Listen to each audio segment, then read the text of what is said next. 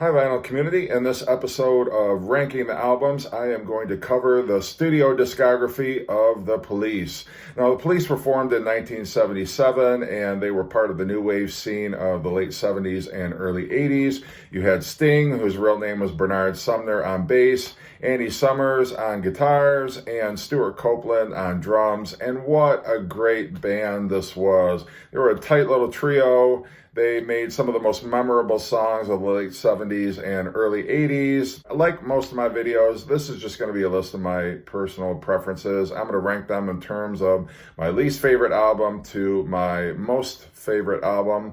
And as always, I appreciate your comments. If you want to leave what your rankings are, if you disagree with any of my rankings, I don't take it personally. Everybody's got their own opinion and everybody's got a different reason for liking the albums that they do. So to get started, I am going to go with my number 5 pick, and that is going to be Reggatta de Blanc, released on October 2nd, 1979. This was the band's first release to top the UK album charts, and it features their 2 UK number 1 singles, which were Walking on the Moon and Message in a Bottle.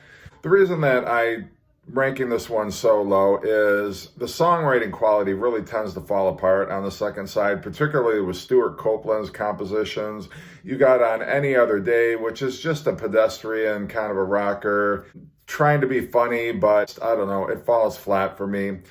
Contact is okay, but nothing special. Does Everyone Stare is all right, but again, The Police have recorded so many other great songs, and for me, this album, it's got its highlights. I like, obviously, Message in a Bottle. The instrumental Reggatta de Blanc is fine. It's All Right for You is a great rocker. The Bed's Too Big Without You. I love that little experiment in reggae rock. But just overall, I mean, it's a fine album, but just not one of my favorites. Number 4, and this may surprise some people, I am going to go with Synchronicity from 1983. So Synchronicity was released on June 7th, 1983. It reached number 1 in both the UK and the US, sold over 8 million copies in the US, and it won 3 Grammy Awards. I guess for me, this album, why I rank it lower is just because of over familiarity. Especially the songs on side 2, Every Breath You Take, King of Pain, Wrapped Around Your Finger, I've just heard to death so many times. Even Synchronicity 2 has just been played to death. I do like Miss Gradenko. I think Tea in the Sahara is cool. I love Walking in Your Footsteps. Oh My God is great. But you've got Andy Summers, Psychotic track, Mother. Synchronicity, the title track is fine. But to me, with that combination of overfamiliarity, you've got Andy Summers song, which is really obnoxious and out of place on the album.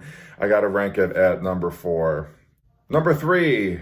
The debut album, Outlandos D'Amour, released on November 2nd, 1978. This reached number 6 on the UK album charts and number 23 on the Billboard 200. A really strong debut album. Next to You is a great punkish album opener. So Lonely is one of the first forays into reggae rock that the Police did. Roxanne has been played to death on FM radio, but is an instant classic.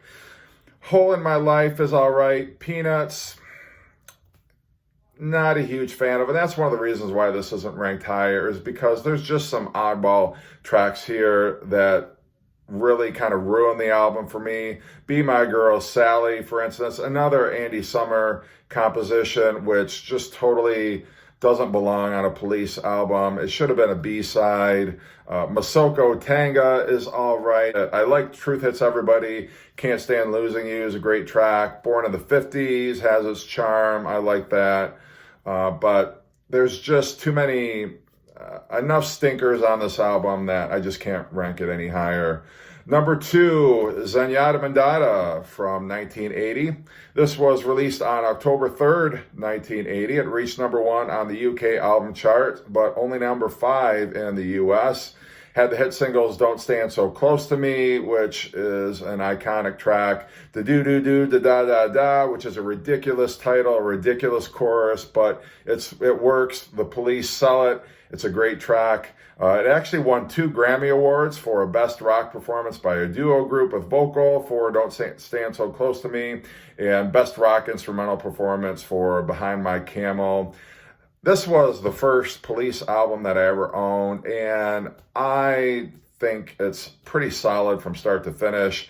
I love Driven to Tears. That's a great track. When the World is Running Down, You Make the Best of What's Around is fantastic. Canary in a Coal Mine, I think, is a fun rocker. Voices Inside My Head is a great track. Even Stuart Copeland came up big with Bombs Away, I think, is a pretty great track.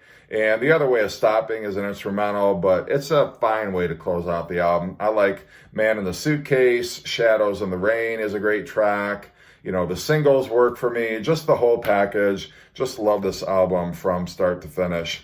And my number one, I'm sure there's going to be a lot of disagreement on this, and for the life of me, I can't understand why people don't rank this album as highly or regard it as highly as they do, because it's always been, for me, my favorite Police album, and that is Ghost in the Machine from 1981.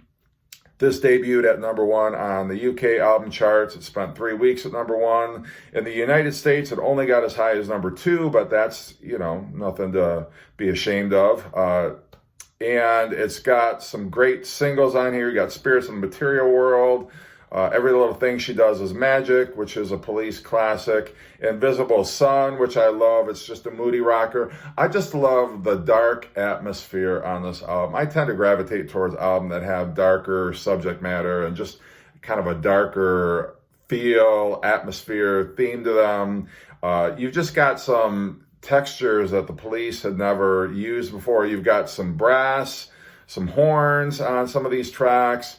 You've got some synthesizer that definitely sets the mood. And it's not a cheesy 80s type synthesizer. It's definitely lends kind of an ominous tone to the tracks. I love Hungry for You. It's got the French lyrics. Demolition Man is a classic. Grace Jones covered it. It was part of the soundtrack for that, I think it was Wesley Snipes movie in the 90s.